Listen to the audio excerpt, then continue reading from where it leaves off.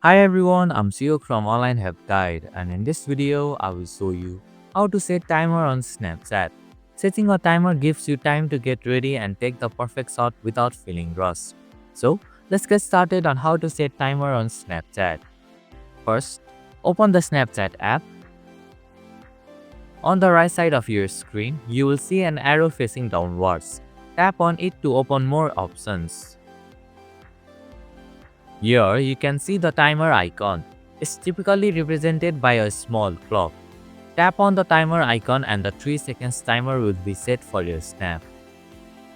Now, the timer will appear on your screen whenever you take a snap. And this is how you can set timer on Snapchat. Thank you for watching Online Help Guide.